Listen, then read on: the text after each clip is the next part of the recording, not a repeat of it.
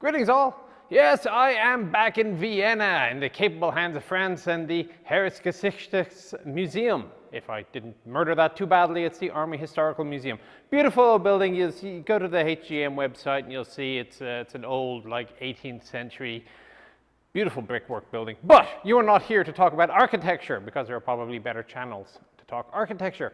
Instead, you are here to look at the tanks. And although they have an interesting selection here, we thought we would start by showing off one of the more unique ones. And yes, it's a Kurassier, as you all know and love, except slightly modified. Now, the Kurassier is a vehicle which is entirely deserving of getting its own video as the service configuration. In fact, they got two here. They got the original and they have the upgraded version which saw service through the 90s. But what I'm standing in front of here is a little bit different. It's an experimental vehicle. And the thinking was, well, the Kurassier was starting to get a little bit old, long in the tooth, and you couldn't really fire the thing on the move, for example, because of the oscillating turret. Or so the argument goes. But they had to think, is that really the case? Is it really that hard to make a stabilized oscillating turret?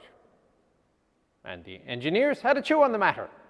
And they decided that they were confident enough that they could make a prototype. So what we're looking at here, and you'll see that the turret is entirely different as well, we'll talk about it in a little bit, is a Kurassier upgraded. On the data plate on the front of the museum here, they call it the Super Kurassier.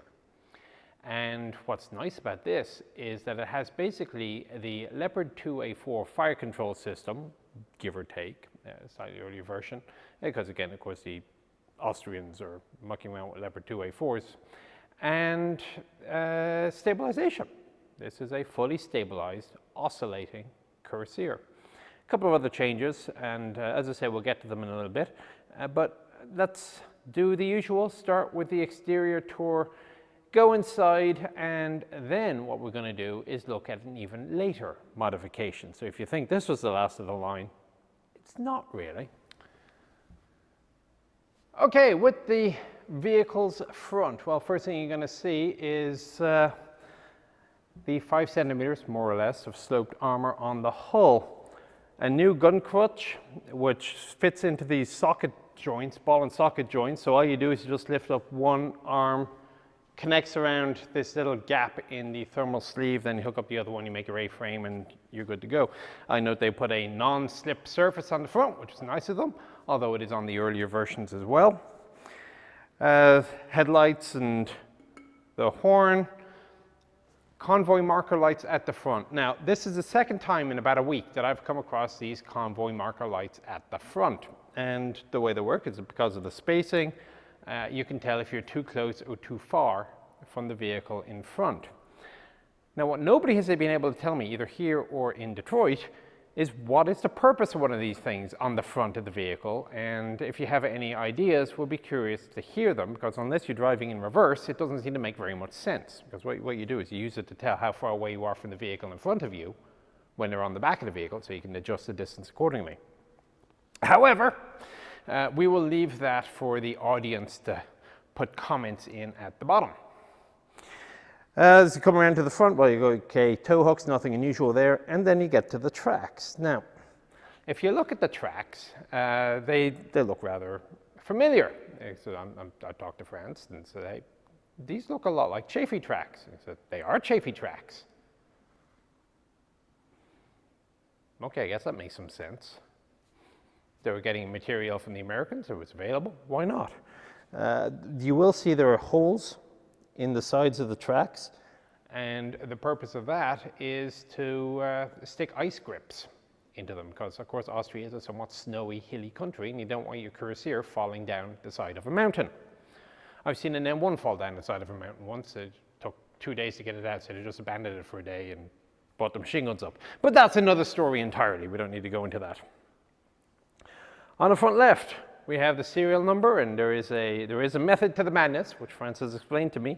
So most of the Kurassiers are going to start with 372. So 372 is basically Kurassier hull.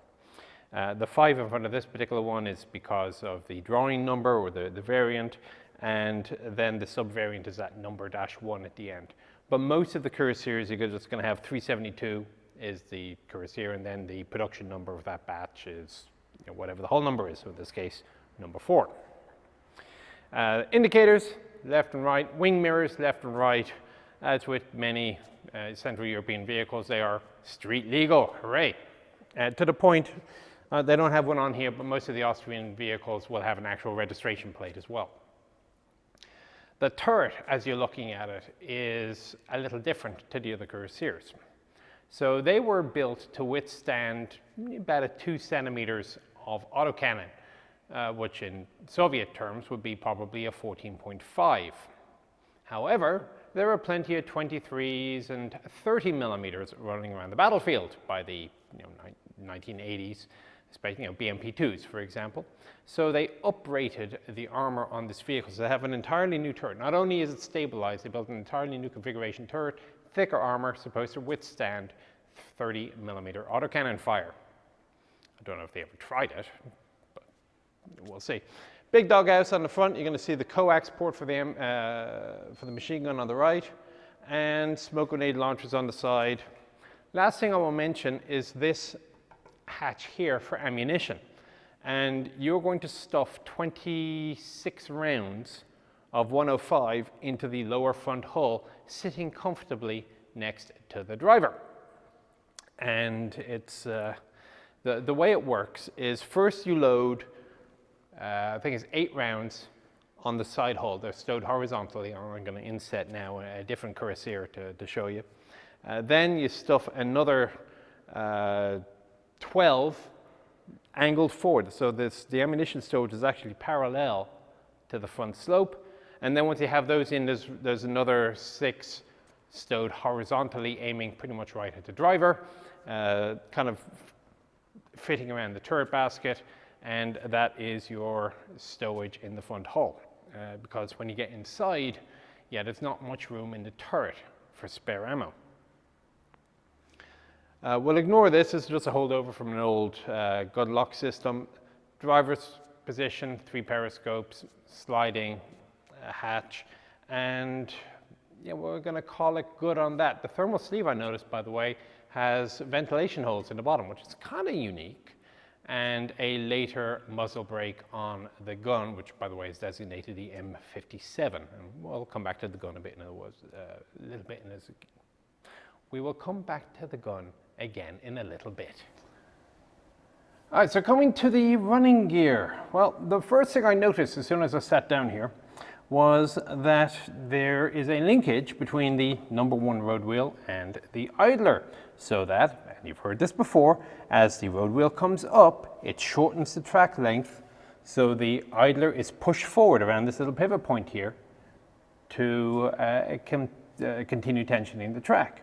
But the question is, this seems like such a great idea. What's the downside? Why don't other countries use this system? Because up until now, up until today, I've only ever seen this system on American vehicles. From the M47 all the way through to the M1 today, they have this system. No other country does it. I come here, I look at the Kurassier and say, oh my God, they got one. I ask why. They say, we have no idea. We think what happened was that the experience that the Austrians had was with American vehicles. The American vehicles had them, so when the Austrians made their own vehicle, they shoved it on the side because that's the way it's done. I guess I can't argue against it, and again, I haven't found any argument saying this is a bad thing because, or it's a compromise because. So if anybody can tell me, please do so and place it at the bottom. To actually tension the track, well, it's also a somewhat American system. There's a grease point here. Stick your grease gun in, shoves the idler out even further. Fantastic, you're done.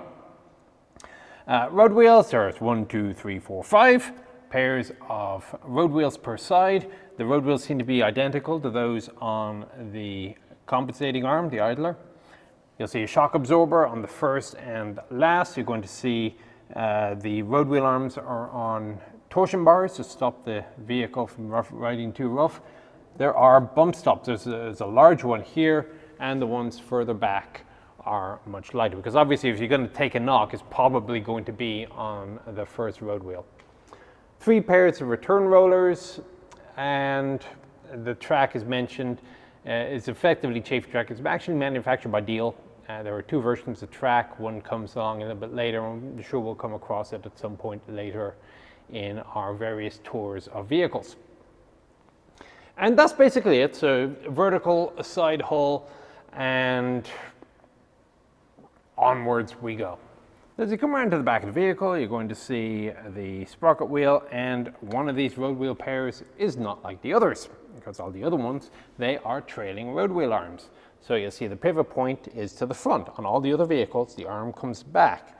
On this last one, they put the torsion bar at the back, the road wheel arm trails forward, and you have, as a result, the shock absorbers forward, and the bump stop is towards the back. Now, does this lead to any particular problems? Well, the question is, why did they do it? Now, one thinking is it might make it easier for going obstacles in reverse, so going over obstacles in reverse. So the wheel will come up normally. It may, I don't know if it actually causes any spare parts problems, because you're going to have trailing arms on the other side, which will equate to a forward-going arm on the left. But anyway, they did it for whatever reason, and it's your point to note if you're in any way engineering inclined. So hot off the presses, it turns out we do actually have an answer as to why they reverse it, and it's a lot more simple than I thought. And yeah, torsion bars were chosen in large part because they took a lot less space inside than, let's say, Christie's, but they still take up space. So what they had to do in order to get the engine and fuel tank to fit and not raise the engine deck an extra 10 centimeters was they had to make room straight all the way down to the whole floor. And the only way to do that was to get the torsion bar out of the way. So you flip the last torsion bar out of the way, that gives you double the amount of space to play with the extra 10 centimeters of depth. So a nice, simple explanation for an otherwise interesting question. Finally, before I go above the track, two access ports forward and after this return roller here. Not quite sure what's on the far side. There is a thinking that they are for filter changes, but I haven't opened up the back deck yet, and maybe I'll be able to do so. We'll be able to verify that. Anyway, upwards now. Okay, upper half of the hull. The driver's hatch is an up, around, and down sort of affair, very, very thin, non-slip on the top. And what's covering right now is one of these sponson bins. It's a fairly small little one here. As you move further back, you're going to see the crew heater compartment. So it's an intake and an exhaust comes right out little here. It's a small little exhaust, all of about 1.5 inches, maybe not even that much. 3 smoke grenade launchers each side, 1 whip antenna each side, grab handle. Note the canvas, which is covering the turret seal. We'll come back to that on the far side.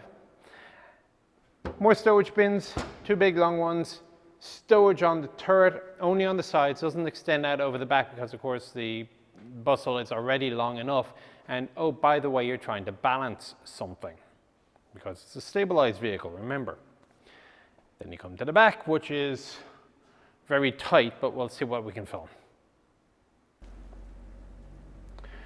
All right, so the back of the vehicle, which is right up against the wall. Hopefully we'll get another shot of one a little bit better later on, but just for the sake of covering this specific vehicle, you got a straight back to the rear hull. The tow cable, you can see it's fairly thin, but the vehicle's only 17.5 tons, so not you don't need a particularly thick one. The taillights and convoy marker light, well, the taillights are basically street legal lights with big red stop lights and yellow indicators. The convoy marker light, well, that's convoy marker light, and a reflector as well. A couple more access ports I see underneath for the engine compartment, and well, then you get to the engine compartment itself. So we've opened up the rearmost covers here for the steering and braking system. You can see the brakes are large disc brakes. So basically the sort of thing you find in any car, except much, much bigger. In fact, they're the better part of 2 foot in diameter, maybe 20 inches, whatever that converts out in metric. And underneath here is the steering system. The radiator fan is located here on the right. You can see the air intake for the cooling. The engine, which is the Steyr 7FA, is a 320 horsepower turbocharged inline 6-cylinder on the left-hand side. About 400 litres of fuel would be carried, and the fuel fill ports, I'm looking around, I strongly suspect that's them just behind the turret. We'll have a look at it in a little moment. Okay, looking around inside, he's got a couple of dipsticks here, one on each side, and looking to where they go, they appear to be the final drives, which actually is a stupidly easy way of checking any other final drive. I can remember thinking you actually got to unbolt a little thing and look for a level of fluid visually, as it were. That was kind of clever. Hydraulic steering underneath. So the brakes are literally just for stopping and holding the vehicle in position. They're not for steering. Steering is done through a modern hydraulic steering system. Transmission a little bit further forward is 4-range. It is an automatic transmission, so it's an upgrade on the original Kurassiers. And let's see, anything else of interest in here? Probably yes, but I can't identify it, so I'm not going to try. Let's move on. Finally, looking at the back of the bus hull. Now you recall I said that there's no bus hull stowage. Part of the reason is there is an ejection hatch there for spent shell casings.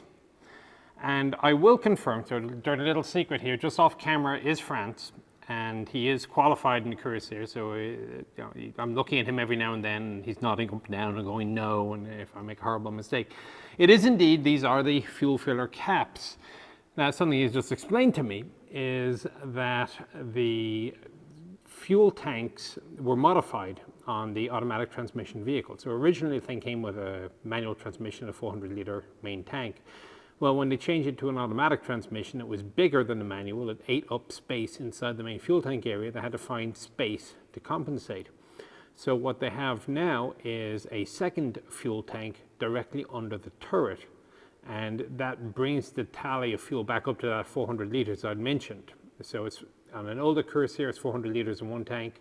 On this more modern one, in fact, any of the automatic transmission ones, it was 400 litres in two. And this turned out to be one of the developmental prototypes for that new configuration. Otherwise, underneath, well, I see a couple of protection plates down here, not quite sure what they're for. And well, let's continue moving around.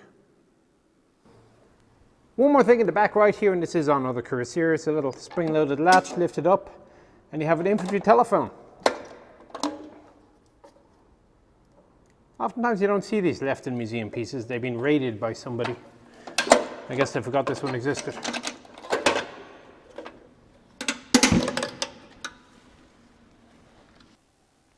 On the right hand side, two little items of additional note have attracted my eye, other than of course the large sponson areas. We'll come back to that in a second. 3 more smoke grenade launchers, another weapon antenna, and more stowage on the side of the turret. Now, one of the other things that they said, well, you can't do that with an oscillating turret vehicle, is make it NBC capable. The thinking was that, well, you got this massive gap between the top half of the turret and the bottom half of the turret, and even with the canvas shrouding, surely it's impossible to have sufficient overpressure that you can keep all the nasty bits out. Now, remember, the object here isn't to entirely hermetically seal the tank. You can't do it.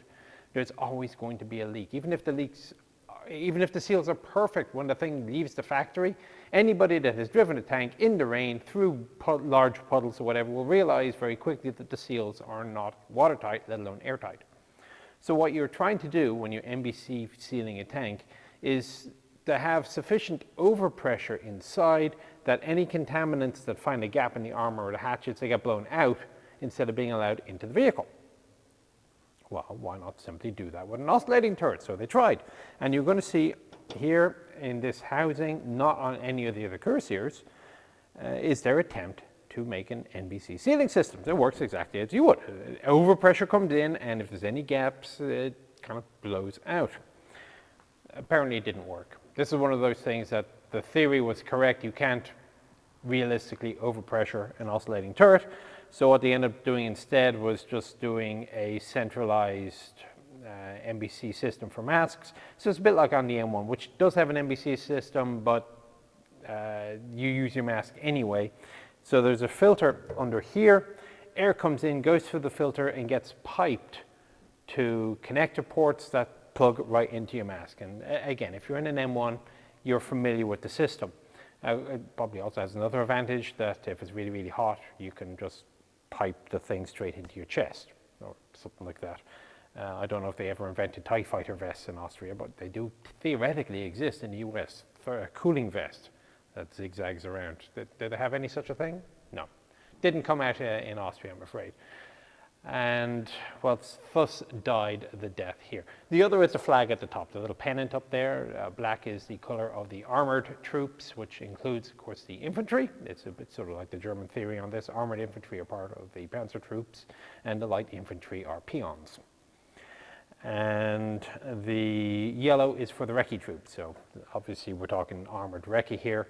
And I'm told that this combination actually predates armor and goes back to the days of the mounted cavalry in the 19th century. So anyway, enough of the outside, I think. Let's have a look at the turret. And finally, the turret roof. So commander on the left has his swing over umbrella type hatch, whereas the gunner has a very simple swing over flat hatch because, well, he's never going to be sticking his head up anyway. A ventilator housing on the roof and the loading ports for the two 6-round revolver magazines for the 105mm gun.